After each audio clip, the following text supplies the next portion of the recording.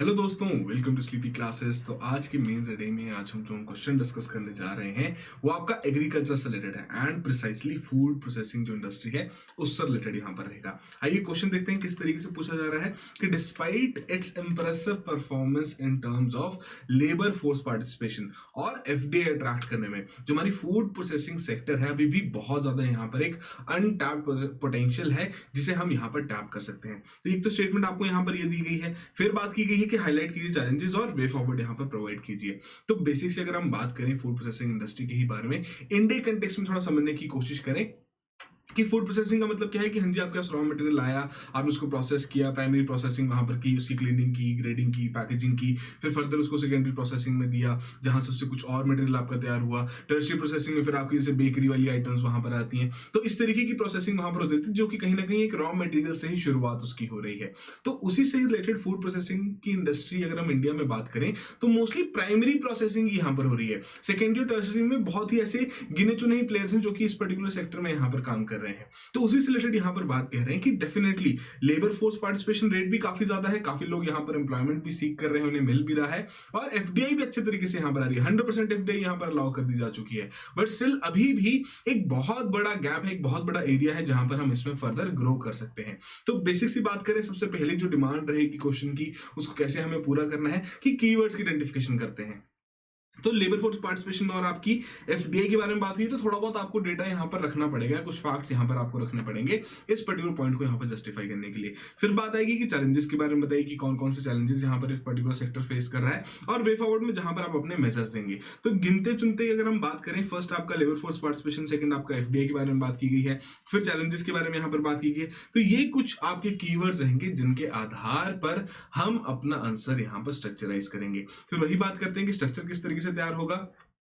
तो बेसिक सी बात है, इंट्रोडक्शन में हम बात करेंगे इन सभी चीजों के बारे में जो मेनली आपके लेबर फोर्स पार्टिसिपेशन और एफडीआई से रिलेटेड यहाँ पर बात रखी गई है। फिर अनटैप्ड पोटेंशियल के बारे में बात करेंगे कि जी हाँ कुछ चैलेंजेस हमको ओवरकम करेंगे तो हम डेफिनेटली उस अनटैप्ड पोटेंशियल को वहां पर टैप कर पाएंगे। बट अब क्या चैलेंजेस हैं वो भी यहाँ पर आपसे पूछ लिया जा चुका है, तो आपको चैलेंजेस यहाँ पर आइडेंटिफाई करने पड़ेंगे। मेजर्स आप बताएंगे कैसे उन चैलेंजेस को हम ओवरकम कर सकते हैं, क्या वे फॉरवर्ड यहाँ पर रहेगा और इन द एंड इस आंसर को आप यहाँ पर कंक्लूड कर देंगे। तो बेसिक सा स्ट्रक्चर यहाँ पर रहेगा। बट स्टिल अगर हम बात करें पिछले कुछ सालों के, अगर आप मेंस के क्वेश्चंस देखें तो काफी गुड नंबर ऑफ क्वेश्चंस आपके इस पर्टिकुलर टॉपिक से वहां पर पूछे गए हैं। तो इंपॉर्टेंट है आपके लिए ऐसे टॉपिक्स को पहले से प्रिपेयर करना, एक एक्सटेंडेड सेट ऑफ आपके पास कंटेंट अवेलेबल होना बहुत जरूरी है। तो ये जो आंसर रहेगा ये आपके लिए काफी हद तक वो जो एक डिमांड है उसको वहां पर पूरी कर देगा। तो शुरुआत करते हैं।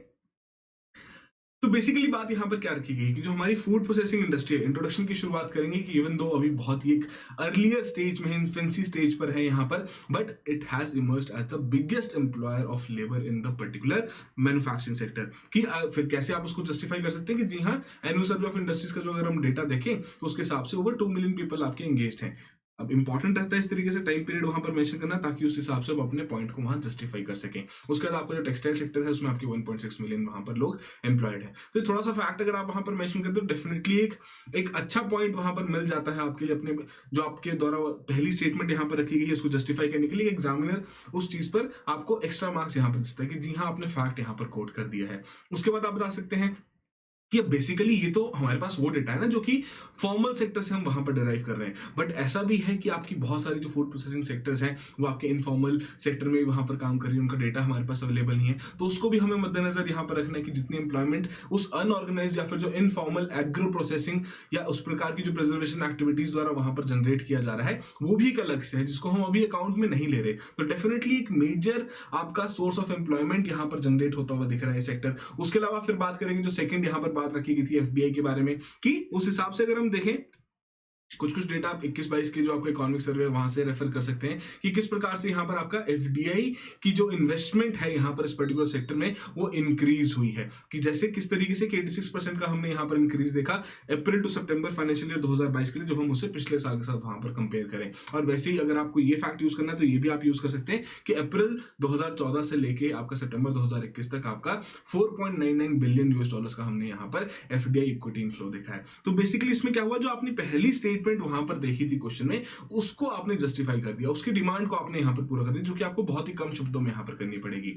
उसके बाद जो मेन पॉइंट आता है चैलेंजेस और मेजर्स देने का, वो आपके लिए सबसे ज्यादा क्रूशियल पार्ट रहेगा इस पर्टिकुलर आंसर में। तो वही बात करेंगे कि डेफिनेटली ह्यूज अनटैप्ड पोटेंशियल है, कि उस प्रकार से इतनी ज्यादा पेनिट्रेशन नहीं है कि सिंस अगर हमारी एक एग्रेरियन सोसाइटी से हम बिलोंग करते हैं, मोस्ट ऑफ द जो आपके हमारा वर्कफोर्स है वो एग्रीकल्चर सेक्टर में वहां पर अपना काम कर रहे हैं, वहां से अपना एम्प्लॉयमेंट सीख कर रहे हैं, वहां से रोजी रोटी कमा रहे हैं, तो डेफिनेटली उसके चलते फर्दर हम उसको ग्रो करते हुए फूड प्रोसेसिंग इंडस्ट्री को भी यहाँ पर आके लेके जा सकते हैं। बट उससे पहले कुछ ऐसे चैलेंजेस हैं जिन्हें हमें यहाँ पर अकाउंट में लेना पड़ेगा, उनसे रिलेटेड कुछ कुछ मेजर्स यहाँ पर लेने पड़ेंगे। फिर वही बात आ जाएगी कि अब बताइए कि चैलेंजेस कौन कौन से हैं। सबसे पहला और इंपॉर्टेंट यहाँ पर क्या आएगा कि हमारे पास इंफ्रास्ट्रक्चर अवेलेबिलिटी की सबसे पहली बात। अब डेफिनेटली आपका फूड प्रोसेसिंग सेक्टर किस चीज पे काम करेगा, लॉजिस्टिक्स के ऊपर काम करेगा। आप एक जगह से दूसरी जगह अपना कोई फाइनल प्रोडक्ट पहुंचाना चाहते हैं, मार्केट तक पहुंचाना चाहते हैं, तो उसमें इंफ्रास्ट्रक्चर का बहुत इंपॉर्टेंट रोल रहेगा। तो उसके हिसाब से अगर हम देखें, जो आपका इंडियन नेशनल हाईवेज है, it account for less than 3% of the total network, और इसमें आपका 40% जो कार्गो है वो इनके द्वारा यहाँ पर हैंडल किया जा रहा है। अब इस प्रकार का अगर हाई ट्रैफिक रहेगा और इंफ्रास्ट्रक्चर की अवेलेबिलिटी नहीं रहेगी, तो डेफिनेटली उसकी वजह से डिलेज तो वहां पर आएंगे ही आएंगे। उसके अलावा जो इंडियन रोड्स हैं वो डिजाइन किए जाते हैं to carry a maximum gross weight of around 16 tonnes. अब अगेंस्ट किस चीज के, जो यूएस में हम देखते हैं 36 टन के, तो वैसे डिस्टेंस जो कवर किया जाता है on an average day basis पर, वो भी हमारा कंपैरेटिवली अगर हम इंटरनेशनल नॉर्म देखें उससे काफी ज्यादा कम है। तो हमें इस चीज के ऊपर भी यहाँ पर काम करना जरूरत है ताकि हम लॉजिस्टिक सेक्टर को यहाँ पर इंप्रूव कर सकें। उसके अलावा आपका यहाँ पर रेल हॉलेज नेटवर्क के बारे में बात की गई है कि डेफिनेटली लास्ट माइल कनेक्टिविटी की हमें दिक्कत है यहाँ पर रेल ट्रांसपोर्टर्स के लिए। उस प्रकार से आपकी हमारे पास अन्य जो अवेलेबिलिटी नहीं है यहाँ पर वैगन्स की, ठीक है जी, उस प्रकार का हमारा इंफ्रास्ट्रक्चर वहां पर अवेलेबल नहीं है। ऑटोमेटिक सिस्टम अभी तक हम नहीं कर पाए हैं, ऑटोमेशन के ऊपर बहुत ज्यादा काम करने की जरूरत है अगर हम पर्टिकुलरली रेस सेगमेंट को ही आगे इंप्रूव करना चाहते हैं, जिससे डेफिनेटली मल्टीपल इफेक्ट्स वहां पर पड़ेंगे, सिर्फ और सिर्फ फूड प्रोसेसिंग पर ही नहीं पड़ेंगे, बट बाकी जो आपके इंडस्ट्रीज हैं वो भी आपके इस पर्टिकुलर इंफ्रास्ट्रक्चर के ऊपर यहाँ पर डिपेंडेंट है। तो इस सभी के लिए आपका इंपॉर्टेंट रहेगा। तो इंफ्रास्ट्रक्चर से रिलेटेड या किसी भी और क्वेश्चन में अगर आपको ऐसे वहां पर लॉजिस्टिक इंफ्रास्ट्रक्चर के बारे में पॉइंट्स रखने, तो डेफिनेटली आप इन पॉइंट्स को वहां पर भी यूज कर सकते हैं। फिर एक इंपॉर्टेंट चीज यहां पर आती है R&D के बारे में, कि आपको पता है कि जो इंडिया का गर्ड है कि कितना उनके द्वारा ग्रॉस एक्सपेंडिचर किया जा रहा है रिसर्च और डेवलपमेंट में, बाकी नेशंस के अकॉर्डिंगली बहुत ही ज्यादा यहां पर कम है एज परसेंटेज ऑफ जीडीपी। तो अब उससे हमें क्या दर्शाया जाता है कि डेफिनेटली अभी भी बहुत सारी हमें यहां पर एक कोशिश करनी है कि हम रिसर्च और डेवलपमेंट के ऊपर काम कर सकें। अभी भी हमारे द्वारा जितनी टेक्नोलॉजीज यूज की जा रही हैं बाहर से हम इंपोर्ट कर रहे हैं, या जो ऑलरेडी हमारी टेक्नोलॉजीज तैयार हुई हैं तो बाहर उससे एडवांस टेक्नोलॉजीज वहां पर यूज की जा रही हैं। बाहर काफी सारी चीजें आगे निकल चुकी हैं, प्रोडक्शन मेथड्स वहां पर चेंज हो चुके हैं, जो आपकी प्रोडक्टिविटी है वो वहां पर एनहांस हो चुकी है, यील्ड वहां पर बढ़ चुकी है, और अगर हम पर डे के हिसाब से बोले कितने यूनिट्स तैयार हो रहे हैं तो वो भी वहां पर बढ़ रहे हैं। तो उसका सिंपल और श्योर शॉर्ट सोल्यूशन यहाँ पर क्या रहेगा कि हम R&D के ऊपर यहाँ पर काम करें, कि डेफिनेटली यहाँ पर एफर्ट्स रखे गए हैं, सेंट्रल इंस्टीट्यूट्स भी हैं, स्टेट एग्रीकल्चर यूनिवर्सिटीज भी वहां पर है, स्पेशलाइज्ड कोर्सेज अब आपके शुरू हो चुके हैं फूड एंड टेक्नोलॉजी के ऊपर, और उससे रिलेटेड आपकी रिसर्च भी वहां पर की जा रही है। बट जो आपके R&D इंस्टीट्यूशंस है, रिसर्च और डेवलपमेंट इंस्टीट्यूशंस हैं, अभी भी उस प्रकार के इनोवेटिव प्रोडक्ट्स को वो डेवलप नहीं कर पाए हैं, या वैसी प्रोसेसेस या मशीनरीज को वहां पर डेवलप नहीं कर पा रहे हैं जो कि ग्लोबल लेवल पर अभी तक वहां पर चल रही हैं, जिसकी वजह से जो हमारा पूरा इंडिया का शेयर अगर हम बात करें ग्लोबल ट्रेड में with respect to food processing industries, वो इतना स्ट्रांग नहीं है कि स्टिल जब हमारे पास पोटेंशियल भी, हमारे पास अवेलेबिलिटी भी है रॉ मटेरियल की, हमारे पास मैन फोर्स की भी अवेलेबिलिटी, सब चीजें अवेलेबल है, बट टेक्नोलॉजी में हम पीछे, तो डेफिनेटली उसका इंपैक्ट तो हमारी पूरी इंडस्ट्रीज पर यहाँ पर पड़ेगा ही। उसके अलावा आप बता सकते हैं कि सेग्रीगेशन ऑफ जो आपके एकेडमिक्स की यहाँ पर हो रही है अप्लाइड रिसर्च से, ठीक है जी, उस प्रकार का इंडस्ट्री इंटरफेस वहां पर इनएडिक्वेट अवेलेबिलिटी है, लो कमर्शियल ओरिएंटेशन है, उस प्रकार के जो ग्लोबल पीयर्स हैं उनका हम कोलैबोरेटिव एफर्ट यहाँ पर नहीं देख पा रहे। तो ये आपके लिए कुछ रीजंस रहेंगे जिन्हें आप यहाँ पर मेंशन कर सकते हैं। फिर वही जो बात बोली हमने कि टेक्नोलॉजी बहुत सारी यहाँ पर इंपोर्ट की जा रही है छोटी छोटी चीजों के लिए, कि आपको जो कुछ कुछ जूसेस यहाँ पर एक्सट्रैक्ट करने हैं या उस प्रकार से उनकी प्रिजर्वेशन करनी है, आपकी वैक्सिंग हो रही है, प्रोडक्ट्स की वॉशिंग हो रही है, क्लीनिंग हो रही है, तो उसकी भी टेक्नोलॉजी हम बाहर से ही इंपोर्ट कर रहे हैं, बाहर की चीजों पर ही अभी तक हम निर्भर हैं। तो उसको भी हम कैसे टैकल कर सकते हैं जब हमारी खुद की इंडिजीनियस टेक्नोलॉजी रिसर्च और डेवलपमेंट यहाँ पर होगी और इनोवेटिव सोल्यूशन यहाँ पर निकल के सामने आएंगे। फिर आप बता सकते हैं रॉ मटेरियल प्रोडक्शन के बारे में कि अभी भी हमारे पास issue of availability of right quantity of produce at right time, इसका सबसे बड़ा इशू यहाँ पर सामने आ रहा है, जिसमें आपके फ्रूट्स, वेजिटेबल और राइस यहाँ पर इंक्लूड कर सकते हैं आप। कि डेफिनेटली एक स्टडी यहाँ पर कंडक्ट की थी जिसके आधार पर बताया गया था कि जितना भी आपका फार्म प्रोड्यूस है जब उसको हम हार्वेस्ट तक सिचुएशन तक वहां पर लेके जाते हैं, फाइनल प्रोडक्ट जब हम वहां पर निकालते हैं, तो 40% वहां पर हमारी वेस्टेज हो रही है। तो उस 40% को अगर हम टैप करना शुरू कर दें, उससे थोड़ी बहुत हम उस चीज को हम मिनिमाइज करने की कोशिश करें, 10 to 12% के अराउंड इसको अगर हम लेके आ सकते हैं, तो डेफिनेटली बहुत सारा रॉ मटेरियल हमारा वहां पर प्रिजर्व हो जाएगा, जो कि फर्दर इस पर्टिकुलर इंडस्ट्री के लिए बहुत ज्यादा बेनिफिशियल यहाँ पर रहेगा। तो उसमें आपके एक्सटेंशन एफर्ट्स के ऊपर काम करना बहुत जरूरी है। उस प्रकार की फार्मिंग प्रैक्टिसेस का अभी तक हम इनकलकेशन यहाँ पर नहीं कर पाए हैं। जो हार्वेस्टिंग मेथड्स यूज किए जा रहे हैं वो थोड़े बहुत अनक्लीन है। ये कुछ कुछ मेजर्स हैं जिनके लिए डेफिनेटली हमें यहाँ पर काम करना पड़ेगा, और ये चैलेंज भी है यहाँ पर इस पर्टिकुलर इंडस्ट्री के लिए।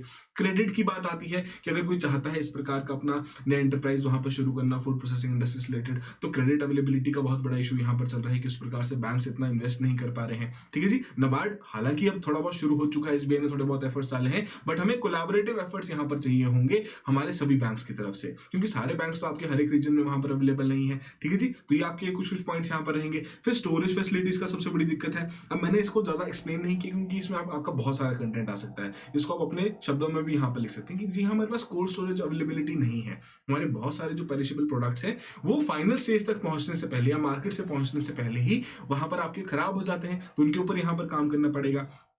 फिर यहाँ पर जिस प्रकार के आपके जो लेजिस्लेटिव और जो एडमिनिस्ट्रेटिव डिलेज वहां पर हो रहे हैं, तो डेफिनेटली उसके ऊपर भी हमें यहाँ पर काम करने की आवश्यकता रहेगी। फिर आप बता सकते हैं कि हम मोस्टली अभी भी प्राइमरी प्रोसेसिंग के ऊपर ही काम कर रहे हैं, जो कि हमने सबसे पहले भी डिस्कशन किया कि इंडिया में आपकी प्राइमरी प्रोसेसिंग सबसे ज्यादा हो रही है। सेकेंडरी प्रोसेसिंग, टर्शियरी प्रोसेसिंग, इसके ऊपर हम अभी इतना ज्यादा काम कर ही नहीं पा रहे हैं। उसके ऊपर काम कब किया जाएगा? जब डेफिनेटली हमारे पास उस प्रकार की टेक्नोलॉजी अवेलेबल रहेगी, R&D का उस तरीके का वहां पर काम रहेगा, और उसी प्रकार के इनोवेटिव सोल्यूशन हमारे पास तैयार रहेंगे इस प्रकार की सेकेंडरी और टर्शरी प्रोसेसिंग को वहां पर अंडरटेक करने के लिए। ठीक है जी। फिर आप बता सकते हैं कि जो फूड प्रोसेसर्स हैं, अब डेफिनेटली जब उनको रॉ मटेरियल की आवश्यकता पड़ती है, तो अभी भी वो आपकी जो रेगुलेटेड मंडीज हैं वहीं उन्हें जाना पड़ रहा है। ठीक है जी। अब उसके चलते उनकी कॉस्ट भी वहां पर बढ़ती है, वहां से अलग से ट्रांसपोर्ट करवा रहे हैं। तो एक डेडिकेटेड आपकी मंडी भी इसके लिए बनाई जा सकती है, डेडिकेटेड मार्केट यहाँ पर इस चीज के लिए तैयार करना भी जरूरी रहेगा। तो ये कुछ कुछ चैलेंजेस हैं जो कि आप डेफिनेटली अपने आंसर में वहां पर मेंशन कर सकते हैं अगर आपको फूड प्रोसेसिंग इंडस्ट्री से रिलेटेड वहां पर क्वेश्चन आता है। अब ये तो रही बात कि दिक्कतें क्या है। अब हमारा काम क्या है? समाधान निकालना। एज एन एस्पिरेंट आपकी भी ड्यूटी यहाँ पर क्या बनती है कि आपको बताना है कि क्या क्या सोल्यूशंस है यहाँ पर जिनको मद्देनजर रखते हुए हम इस इंडस्ट्री को और आगे तक लेके जा सकते हैं। तो सबसे पहली बात कि क्या क्या मेजर्स यहाँ पर रहेंगे कि डेफिनेटली जो हमारे डेडिकेटेड फ्रेट कॉरिडोर्स हैं रेल में, उसकी डेवलपमेंट भी करनी है, जो एग्जिस्टिंग है उनकी अपग्रेडेशन भी यहाँ पर करनी है। फिर उसी प्रकार से हमारे जो नेशनल हाईवेज हैं उनको भी आपको थोड़ा बहुत यहाँ पर बढ़ाना है, उस हिसाब से उनका जो नेटवर्क है उसको एक्सपैंड करना है, उनकी ड्यूरेबिलिटी को आपको बढ़ाना है कि उस हिसाब से जो हमारे इतने सारे ट्रांसपोर्टर्स हैं, इतनी सारी यूनियन जो वहाँ पर काम कर रही हैं, उनकी भी एफिशिएंसी वहाँ पर बढ़े, वो भी अच्छे तरीके से पैसे यहाँ पर कमा पाए। फिर उसके अलावा आप ये भी काम कर सकते हैं कि प्राइवेट रेल ऑपरेटर्स को वहाँ पर अलाउ कीजिए कि हाँ जी आपका जो ऑलरेडी एग्जिस्टिंग इंफ्रास्ट्रक्चर है इंडियन रेलवे का, उसको यूज कर सकें। जैसे कि आपकी बाकी स्कीम्स वहां पर निकाली जा रही हैं टूरिज्म से रिलेटेड, तो वैसे ही आपका फूड प्रोसेसिंग इंडस्ट्री से रिलेटेड भी प्राइवेट प्लेयर्स यहां पर उतर सकते हैं। अब अगर कोई ऐसा ऑपरेटर यहां पर आ रहा है जो कि इस प्रकार के एंड टू एंड लॉजिस्टिक्स और वेयर हाउसिंग फैसिलिटीज प्रोवाइड कर रहा है, तो डेफिनेटली उसको इंसेंटिवाइज करना भी यहां पर इंपॉर्टेंट रहेगा, ताकि ऐसे सोल्यूशंस यहां पर डेवलप हो, ताकि इस प्रकार से हमारे पास होल पैकेज यहां पर तैयार हो जिसके चलते ये इंडस्ट्री वहां पर ग्रो कर सके। फिर एक इंपॉर्टेंट पॉइंट यहां पर जो नीति आयोग ने रखा था अपने न्यू इंडिया एक्ट 75 डॉक्यूमेंट में, कि विलेज लेवल प्रोक्योरमेंट सेंटर्स की आवश्यकता यहां पर रहेगी, ताकि उस प्रकार से जो आपके पेरिशेबल आइटम्स हैं, फ्रूट्स, वेजिटेबल्स, डेयरी के, इन्हें हम विलेज लेवल पर ही प्रोक्योर कर सकें। डेडिकेटेड मंडीज में जाके ना करना पड़े, या जो आपकी रेगुलेटेड मंडी से वहां जाके ना करना पड़े, कि हम विलेज लेवल से ही वहां पर इनकी प्रोक्योरमेंट शुरू कर सकें, ताकि उस हिसाब से जो इनकी लाइफ स्पैन है, अगर प्राइमरी प्रोसेसिंग अच्छे से हो गई, सेकेंडरी प्रोसेसिंग के ऊपर अच्छे से काम हो गया, तो डेफिनेटली उनका जो लाइफ स्पैन है, जो उनकी एक्सपायरी डेट है, वो भी हम वहां पर बढ़ा सकते हैं अच्छे मेथड्स और स्टेप्स वहां पर यूज करते हुए। फिर यहां पर इंपॉर्टेंट रहेगा फार्मर की ट्रेनिंग और एक्सटेंशन, कि हमें यहां पर स्किल डेवलपमेंट के ऊपर भी काम करना पड़ेगा। सिर्फ जो ऑलरेडी हमारे पास वर्कफोर्स अवेलेबल है, जो ह्यूमन रिसोर्स हमारे पास अवेलेबल है, हम उसके ऊपर निर्भर नहीं रह सकते, हमें उसे ह्यूमन कैपिटल में यहां पर कन्वर्ट करना बहुत इंपॉर्टेंट है। तो दो लेवल्स पर है, एक आपका फार्म गेट लेवल पर है जहां पर आप बेस्ट एग्रीकल्चर प्रैक्टिसेस वहां पर उस तरीके से प्रमोट कर सकते हैं, या फिर आपकी स्किल ट्रेनिंग आप कर सकते हैं कहां पर? फूड प्रोसेसिंग इंडस्ट्री में। तो इसके ऊपर भी यहां पर काम करना बहुत आवश्यक है। फिर बात आती है जो आपके प्रिलिमिनरी जो post harvest treatment of produce, जिसे हम एक तरीके से प्राइमरी प्रोसेसिंग भी कहते हैं, क्लीनिंग होगी जिसमें आपकी ग्रेडिंग आ जाता है, सेफ हैंडलिंग, इसके ऊपर भी हमें आवश्यकता है कि हम इसके ऊपर काम करें, ताकि तभी तो हम सेकेंडरी के ऊपर इतनी जल्दी पहुंच पाएंगे। अगर हमारा प्राइमरी प्रोसेस ही एफिशिएंट नहीं रहेगा तो सेकेंडरी के ऊपर पहुंचने में तो हमें बहुत ज्यादा दिक्कतें तो यहाँ पर आएंगी ही। फिर जो आपकी मंडीज की हमने बात की कि प्रोक्योरमेंट के लिए इंपॉर्टेंट है डेडिकेटेड मार्केट्स होना आपकी फूड प्रोसेसिंग इंडस्ट्रीज के लिए, ताकि उस हिसाब से जो प्रोक्योरमेंट हो रही है रॉ मटेरियल्स की या जो फाइनल गुड की जो वहां पर सेल हो रही है वो इफेक्टिवली यहाँ पर हो सके। फिर आप एक और एडवाइस यहाँ पर दे सकते हैं किस प्रकार से कि आप स्टार्टअप्स को यहाँ पर एनकरेज कीजिए, ताकि उस हिसाब से जो आपकी मोबाइल कोल्ड स्टोरेज फैसिलिटीज हैं उनके ऊपर वो काम कर सके। हालांकि कुछ स्टार्टअप्स उसके ऊपर काम कर भी रहे हैं, आपकी वैसे सेकेंडरी और टर्शरी प्रोसेसिंग के ऊपर भी कुछ स्टार्टअप्स वहां पर काम कर रहे हैं। आप सुनते ही होंगे शार्क टैंक इंडिया में भी कुछ ऐसे स्टार्टअप्स वहां पर आए थे। तो ऑब्जेक्टिव यहाँ पर क्या रहेगा कि और इन्हें यहाँ पर आप एनकरेज कीजिए, इन्हें इंसेंटिवाइज कीजिए, ताकि जो हमारी दिक्कतें हैं वो हम इन इनोवेटिव सॉल्यूशंस के माध्यम से उनकी सॉल्यूशन वहां पर निकाल सकें। फिर डेफिनेटली उस हिसाब से जो आपका एफएसएसएआई है उसको भी, हमारा जो एक्ट है इसको भी थोड़ा सरकार को कोशिश करनी पड़ेगी इसको स्ट्रेंथन करने की, ताकि उस हिसाब से आपका जो पूरा सेक्टर है यहाँ पर ग्रो कर सके, उस प्रकार की फैसिलिटीज यहाँ पर तैयार की जा सके, लैब्स यहाँ पर तैयार की जा सके, ट्रेंड इंस्पेक्टर्स यहाँ पर आपके बढ़ाए जा सकें। तो ये कुछ कुछ पॉइंट्स रहेंगे जो कि आप अपने वे फॉरवर्ड मेंशन करेंगे, या जो आपका यहाँ पर मेजर्स जो जरूरत है जिसके आधार पर जो आपके चैलेंजेस आपने मेंशन किए थे उनको हम ओवरकम कर सकते हैं। तो ये थी आपकी बेसिक से डिमांड जो कि इस क्वेश्चन की आप पूरी कर सकते हैं इस तरीके के पॉइंट्स वहां पर रखते हुए। फिर इन दी एंड आपका ऑब्जेक्टिव रहेगा कंक्लूड करने का, तो डेफिनेटली आप बता सकते हैं कि अगर हम इस पूरे सेक्टर को अच्छे तरीके से यूज करें, इसको इसमें अच्छे तरीके के इनपुट्स वहां पर डालें, तो हमें बहुत ही अच्छे आउटपुट्स मिलेंगे in terms of employment also, in terms of investment also, या इन टर्म्स ऑफ डेवलपमेंट पे भी बात कर सकते हैं कि इंफ्रास्ट्रक्चर डेवलपमेंट भी बहुत अच्छे से हो सकती है अगर हम इस सेक्टर के ऊपर और ज्यादा यहाँ पर काम करें। और ग्लोबल जो आपकी चेन है, ठीक है जी, ग्लोबल जो ट्रेड है वहां पर इंडिया भी अपना एक मजबूत पैर वहां पर जमा सकता है, ठीक है जी। तो यही आपकी रहेगी फार्म टू फॉर्क की आप पॉइंट यहाँ पर रख सकते हैं कि जी हाँ, एक बिल्कुल बेस लेवल से हम एक बिल्कुल हाई लेवल तक यहाँ पर कंप्लीट सोल्यूशन प्रोवाइड करते हुए इस सेक्टर का जो अनटैप्ड पोटेंशियल है उसको हम यहाँ पर टैप कर सकते हैं। तो आई होप सभी चीजें यहाँ पर समझ आ गई हो। बेसिक सा आपका क्वेश्चन था, क्विकली एक बार रिवाइज कर लेते हैं क्या क्या चीजें हमने यहाँ पर डिस्कस की है। क्वेश्चन में बात रखी गई थी कि बहुत ज्यादा लेबर फोर्स एम्प्लॉयमेंट की यहाँ पर पार्टिसिपेशन है, या उस हिसाब से आपके एफडीआई इन्वेस्टमेंट बहुत ज्यादा अट्रैक्ट कर रहा है, बट अभी भी कुछ कुछ चीजें हैं जो कि ओवरकम करनी पड़ेगी इसके जो अनटैप्ड पोटेंशियल को यहाँ पर टैप करने के लिए। तो वही बात रखी आपने पहले लेबर फोर्स पार्टिसिपेशन के बारे में थोड़ी बहुत चीजें मेंशन कर दी, कुछ फैक्ट्स वहां पर डाल दिए, को सर्वे को थोड़ा रेफर कर लिया, एफडीए के बारे में आपने यहाँ पर चीजें मेंशन कर दी, किस प्रकार से हमने यहाँ पर डेवलपमेंट देखी है। उसके अलावा फिर आप बताएंगे कि चैलेंजेस क्या क्या है, तो उसमें आपके लिए इंफ्रास्ट्रक्चर हो गया, रिसर्च के ऊपर काम करना बहुत जरूरी हो गया, ये आपके लिए कुछ कुछ पॉइंट्स रहेंगे। रॉ मटेरियल की प्रोडक्शन हो गया, क्रेडिट अवेलेबिलिटी का आपका पॉइंट हो गया, यहाँ पर स्टोरेज फैसिलिटीज की यहाँ पर जो दिक्कत है, एडमिनिस्ट्रेटिव डिलेज को आपको यहाँ पर मिनिमाइज करना पड़ेगा, बिल्कुल खत्म करना पड़ेगा, प्राइमरी प्रोसेसिंग से आगे हमें यहाँ पर बढ़ना पड़ेगा, ये आपके कुछ कुछ पॉइंट्स रहेंगे। फिर डेडिकेटेड मार्केट वहां पर रखनी पड़ेगी, और उसी हिसाब से आपके मेजर्स भी रहेंगे। इंफ्रास्ट्रक्चर से रिलेटेड आप पॉइंट्स रखेंगे वहां पर, कैसे कैसे आप इंसेंटिवाइज कर सकते हैं ऑपरेटर्स को, जो कि एक फुलसम पैकेज वहां पर प्रोवाइड कर रहे हैं। विलेज लेवल आप प्रोक्योरमेंट सेंटर्स वहां पर तैयार कर सकते हैं, फार्मर्स की ट्रेनिंग और एक्सटेंशन के ऊपर काम कर सकते हैं, स्किल ट्रेनिंग यहाँ पर प्रोवाइड कर सकते हैं, और उस हिसाब से आपकी जो प्राइमरी प्रोसेसिंग है उसको फर्दर और बेहतर बना सकते हैं, ताकि सेकेंडरी प्रोसेसिंग के ऊपर हमें और जल्दी यहाँ पर आ सकें। डेडिकेटेड मार्केट्स की बात रख दी, स्टार्टअप्स को प्रमोट करने की बात रख दी, जो आपका एक्ट है उसको थोड़ा और स्ट्रेंथन करने की बात कर दी, ताकि उसकी एनफोर्समेंट उस प्रकार से वहां पर हो सके, ताकि जो हमारे ऑब्जेक्टिव्स हैं वो हम यहाँ पर पूरे कर सकें, और इन द एंड आप इसको यहाँ पर कंक्लूड कर देंगे। तो ये बेसिक सा आपका कंटेंट था इस पर्टिकुलर टॉपिक से रिलेटेड। तो इसे अच्छे से रिवाइज कीजिए, अपने नोट्स में शॉर्ट पॉइंट्स वहां पर बना लीजिए, ताकि जब भी आपको ऐसा कोई क्वेश्चन आए तो डेफिनेटली आप अपने क्वालिटी पॉइंट्स वहां पर पेन डाउन कर सकें। जाते जाते छोटी सी पीस इन्फॉर्मेशन, जैसे कि आपको पता ही है कि मेंस आपका नजदीक आ चुका है, तो उसी के चलते स्लीपी क्लासेस ने भी कुछ कोर्सेज यहाँ पर जारी किए हैं। मेंस क्रैश कोर्स यहाँ पर आपका चल रहा है, जिसमें क्वेश्चन आंसर फॉर्मेट में मोर देन 300 टॉपिक्स